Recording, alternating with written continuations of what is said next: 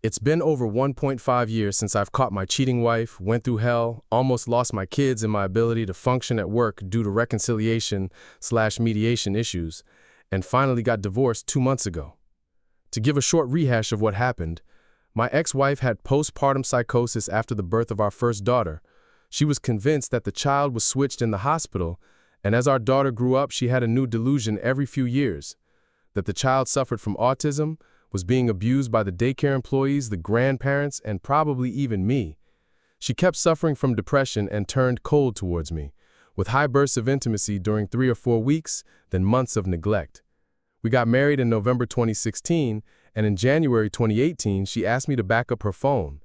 During that process, I had a hunch, went through her phone, and noticed several hidden contacts and messages.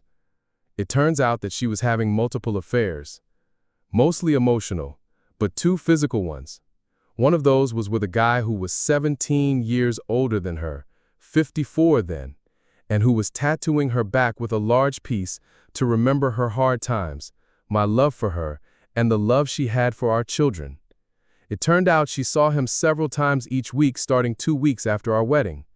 She stopped working shortly after our wedding, citing burnout as the reason, so she had plenty of spare time to conduct her affairs. During this period, she grew cold and angry, stayed up late every day and slept in during the mornings. She also started complaining about both our daughters, stating that she loved them with all her heart, but if she had known beforehand what bringing up children would cost her, she would never have done it. At the same time, she started drinking heavily, 10 to 13 bottles of wine each week, and spending copious amounts online. After I caught her, she stated she felt remorse and never wanted to hurt me. I got the "I'm sorry, something is wrong with me" speech first. She also told me that she was highly suicidal and was dead inside, that the affairs were her way to feel alive. Being the typical male chump, I went into "I can fix this" mode. Watched every affair recovery video there was, read Esther Perel and Brené Brown. What didn't help was that during the last 2/3 years, her attention had switched from my daughter to me. She had slowly convinced me that I suffered from autism, that something was wrong with me and that I couldn't understand emotions. I was flabbergasted at first at her off-the-hand remarks after going to social events, but after our marriage and her new affairs, this deteriorated fast. She started to point out my shortcomings almost daily. The things that she liked in me at the start of our relationship, my intelligence and rational attitude, became ammunition for her attacks. Proof that something was seriously wrong with me. So, trying to fix things and trying to fix myself, I took the blame for her affairs upon me. Went into therapy for my autism and sought out the best reconciliation therapist in the area for us. The fact that I was investing all my time and energy in this and her staying passive was a telltale sign that it was a useless effort. Oh, and my autism therapist? She laughed at me after several meetings and told me that I had a shitload of problems, but they were all infidelity related, and that she had seen no sign of autism. So, after looking back at my own situation, and after speaking with tons of people, I've learned some valuable lessons. The RIC won't tell you this, but most reconciliation attempts are useless. It's usually the betrayed spouse who's heavily invested. They never publish figures, but it's estimated that 10% of the couples reconcile. And usually, that's only for a short period. Once trust is damaged, it can never be regained. Fixing yourself takes a lot of time, effort, and strength of character. And a cheater is usually lacking in these departments. You can convince yourself that you can make it work, that you are special, that you can fix their issues. But if you do, you'll be certain to fail, as nobody but themselves can fix their problems. Disturbed characters. Reading a ton of Chump Lady, Leave a Cheater, Gain a Life, and the books by George Simon, Character Disturbance, gave me valuable insights in character disturbance.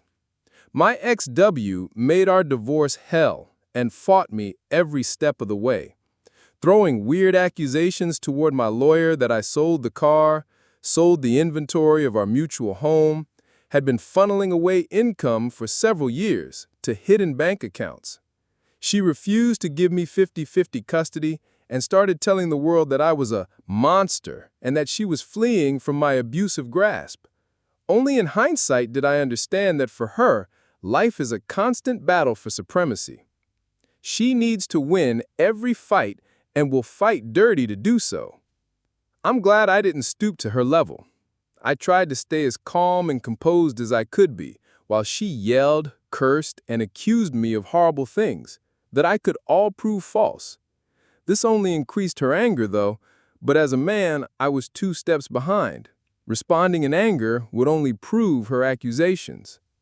Note, throwing around terms like covert narc usually backfires, so keep your newfound wisdom to yourself. Other people don't care about your issues. During the first several months, I slept 1 to 2 hours each night and became a zombie. As my mind tried to grasp what was happening, damn those image reels, it could hardly do anything else. Eating became a chore, and so did getting up and care for the kids. I still have no idea how I survived this period, as my heart rate would be a steady 130 plus BPM 24/7. People noticed me slowly breaking apart, but they have their own worries and couldn't care less about mine. Most of them heard what happened and responded with shock and disbelief, and faded away in the background. People shunned her for her actions, but months later her Instagram persona had prevailed, and most people silently added her to their social circles again. Before this happened, I would have been the same. I always thought that the impact of infidelity was heavily exaggerated, and people should just get on with their life. Only when I went through this hell myself did I understand what it was and the impact it has on your physical and mental health. Also, being a male chump, I got a lot of backlash from other mothers or parents. Somehow they thought that I caused the affairs, and some people even went as far as to confront me for my role in her affairs. "What did you do to cause all this?" was something I heard from several people. At first, I was shocked, but after a while I just laughed it off. Some people shunned me as if infidelity was contagious. Others treated me as the bad guy, sometimes because of all the abuse stories my ex-W was throwing around. You didn't cause this. No matter how hard you try to fix yourself, to become good enough, it will never work. People who are serial cheaters are trying to fill up an emptiness inside them that can't be filled. They need supply to feel emotions, to feel good enough, and every new supply will eventually become boring or lacking of sustenance. Nothing external can fill this void, as they need to repair themselves. Was I the best husband there was? Of course not. I had my faults, as much as she had hers, but I never blamed my faults on her, while she blamed her faults, depression, and anger on me. My cheater went through the entire playbook. Seriously, why are they all the same? And in the end, blaming me for everything and accusing me of affairs. Anne reads a book. Her parents and brother had been my close friends for over 11 years, and I thought that we could still be friendly during reconciliation, the divorce, and afterwards. Boy, was I naive. Slowly, it became clear to me that my talks with them were being used in her attacks against me. My bewildered questions aimed at her brother and father, "What did I do to deserve this?" came back at me during reconciliation and through her lawyer. Her father, a highly functioning alcoholic who was abusive when my ex-wife grew up, played being my friend and a helping figure, only to feed her paranoia and provide her with a strategy to come out of the divorce as a winner. Her brother, also an alcoholic and suicidal, acted being my friend and shook his head at my autistic foolishness when he was with my ex-wife. It took a while for me to understand that the public personas of that family, most popular, friendly, charismatic people I know, was a mask to hide their true issues: alcoholics, depressed, suicidal, paranoid. My ex-wife had several masks that she wore, and she learned those things from her own family. Anyway, usually the reason your cheater is disturbed lies in their childhood. Trying to talk, reason with the people who had a helping hand in building their character is a bad idea. Don't trust the cheater. I tried to keep the peace as we divorced, following every agreement during mediation, and the divorce. As we had 2 young daughters together, I didn't want all-out war with their mother, and in a sense, I tried to be friendly with her. It was a big mistake, as the cheater has already shown that she can't be trusted, that words and agreements are tools to be used and don't really have meaning for them. As I was trying to remain friendly, she was waging all-out war, sometimes in the trenches and sometimes in public, bullying me in private and showing her nice persona in public. Again, don't stoop to their level. Document everything. Stay calm and composed on the outside, and never respond to questions and demands in real time. You will feel better. Yes, this does feel as if it's the end of the world. Trying to find every piece of the puzzle of their lives will drive you mad. You are suddenly confronted with the fact that every truth in your life is a lie. Every song, picture, story will trigger you. Hell, even street signs will trigger you, as they will remind you of the places they secretly met. During birthdays, you will be distracted as you remember when your kid turned 4 and your spouse was missing for 15 minutes. And yes, she was probably texting their APs. You will need to reframe every memory, and knowing the full truth may sound beneficial, but it will only hurt, as you will never know the entire truth. Cheaters lie and trickle truth. Just follow Chump Lady's advice and trust that they suck, and you will slowly start letting go. It will take months, maybe even years, but the pain will become dull and a distant memory eventually. You will be numb for a while, and then slowly you will be able to feel again. And happiness is around the corner when that happens. They always trade down. Yes, Instagram is fun, block them, also on Facebook, but the eat, pray, love bullshit that they post on there is a lie. You know what they were when they were with you, probably all nice and friendly while having an affair behind your back. My ex-wife was the perfect wife for me and Miss Perfect to the outside world. It's all fake, and the fact that they're now seemingly happy is an empty shell. The fact that they're flooding their social media with proof of their happiness is a sure sign of their internal emptiness. What's probably happening is that they need to convince the world and themselves that they made the right decision, that they blew up their life and family for a good reason. True love. Happy people don't need to convince other people of their happiness. They simply don't care. In my case, she ended up with her old AP, a known serial cheater who is 17 years older. I'm guessing it'll be 2-3 years at max until it explodes, because both of them know the other is untrustworthy. Either that, or they'll start cheating again. Financially, I took a large hit in the divorce, but I can rebuild. She's still working 15 hours per week at max, and his tattoo business is in serious trouble as he was being sponsored by his wife, who threw him out after I told her what he was doing. So, old guy, both low on income and lacking in character. It's a match made in heaven. Note, she tried several times to go the pity route, and I just laughed in her face. Anger is your friend. Use it wisely. Anger is a healthy sign that your boundaries have been broken. Don't ignore it, and don't try to prevent it. Channel it in a healthy way to burn away those last remnants of love that you feel for your wayward spouse. Work out? I hit the gym hard and started boxing 3-4 times a week and take long walks. It's of no use to keep the truth from your children. Their world has blown up, and they will blame themselves if you keep gaslighting them. They deserve the truth in an age-appropriate manner. Just make sure your motivation is honest. If you try and hurt your ex by telling your kids what mommy or daddy did, it will backfire. Kids can sense your intentions and will never pick a side against one of their parents. They will love each one, whatever he or she did. I kept it at, mommy and daddy got married and promised not to have other boyfriends and girlfriends. Mommy secretly had other boyfriends, and that's why mommy and daddy had to divorce. It will give them a reason for why their life was suddenly overturned, and they will, hopefully, not blame themselves, or try and fix the issue by bringing mommy and daddy back together. Mediation with the cheater is useless. Go see an attorney. Mediation is based on the premise that 2 opposing parties can find each other on mutual grounds. The problem with the cheater is that they cheat. They lie, manipulate, and know your every trigger. During mediation, they will use all those skills and will probably try to manipulate the mediator. to have them see their side of things. My ex-W thought that the mediator was some kind of judge and that she could persuade the mediator to rule in her favor. She simply didn't understand that she had to persuade me. Another issue is that mediation is based on mutual trust and understanding. Your cheater broke those beyond repair and has shown their real character. Get an attorney, document everything, can't repeat this enough, and stay factual.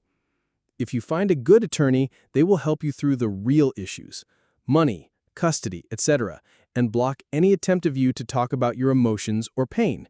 Your attorney is not your therapist. From my experience, mediation is only possible if the wayward spouse has just been caught and is still feeling shame. As soon as they're able to get back their feet, they will start to fight. You will be vilified and slandered. Most cheaters need to vilify their spouse. It starts during the cheating. They need to make up some excuse to explain their horrible actions to themselves, to tell themselves why they're special. Other people who cheat are monsters, but they have valid reasons.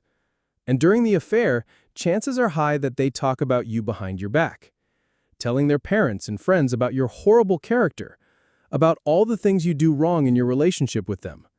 Not only does this help them in their confirmation that they're right about having the affair, it also paves the way for excuses when the affair inevitably comes to light. I found out 6 months after catching her that she was telling mutual friends a weird story that started just after our wedding. She found out something horrible about me and that she couldn't tell what it was out of respect for the fact that I was the father of her kids. She never told anyone or me what it was, but people suspected that I stole something, maybe abused someone, or worse. Only afterwards did people understand why she did that, and some probably still suspected me of something bad. During the mediation and attorney phases, she told everyone I was just after the money and didn't feel anything for our daughters because I was unable to have any emotions. People believe what they want to believe. It's not on you to fix the cheater's lies or explain everyone why she's wrong and lying. Just tell your truth and leave it at that. People will come to see the cheater's true character eventually, and if they don't, remove them from your circle. They're not your friends, nor people you want to know. A divorce from a cheater is a war of attrition. They know your every trigger and lie/manipulate. Even if you stay factual and prevent personal contact with the cheater, the constant barrage of lies and attacks will burn you out emotionally. You will be inclined to fight against them, but you will eventually run out of energy. Only disordered people gain energy from fighting, and usually the chump isn't disordered. Cheaters are, so they will win this. What you have to do is stop fighting against your cheater and start fighting for your children. Even on low days, when you're almost burned out and lacking energy, the thought of losing your kids will give you energy. Do your kids right and fight for them. They need both parents in their life, and not just Disney mom/dad. Cheaters and manipulative people seem to have 3 modes of communication: charm, being overly friendly, and nice. And if that fails, they'll go the pity route. And if all fails, they'll go into rage mode. My ex-W cycled through those at breakneck speeds, being charming, friendly, and sorry, then switching to pity when charm didn't work, talking about how hard it was that she was bringing the kids up by herself, or how much work it was to get a new house and decorate it, or that she was struggling financially. My cool, bummer, wow responses ended with her going into the rage channel, blaming me for everything that happened and being abusive. Just let them rant and go low/no contact as soon as possible. Focus on yourself and rebuilding your life. Their input and issues are meaningless, and so are their words. Just remember that Meghan Trainor song, "I know you lie, your lips are moving." You can't control nor understand them. It can be hard suddenly seeing your loved one changing into a cold-hearted monster. Maybe they're sick, suddenly turn mad. There can't possibly be any other explanation. Just stop listening to their words and look at their actions. Tell yourself what you would tell your best friend when his/her partner did the same things. Would you tell your friend to fix the situation or run like hell? Then follow your advice. Cut all ties between yourself and the cheater and stop trying to control or understand them. You can't fix them. You can't control their actions. Trying to do so will only weaken your position and exhaust your energy. But there is one thing you can control: yourself. Start controlling your reaction to them. Start controlling your response to this horrible situation. Not only will it help you survive this terrible ordeal, it will also give you strength and insight that will build your character for the years to come. You will survive this, and you will end up a stronger person. I went through the deepest bowels of hell, spent hours crying my eyes out, felt like a worthless person. And now, I know I can survive. I know I'm a good dad. I know I can take care of my life and my kids. I know that I'm worth loving and I have plenty of love to give. Tinder has shown me that my market value is quite good, and I've been dating a woman for about 5 months now that respects me for who I am. Life is good.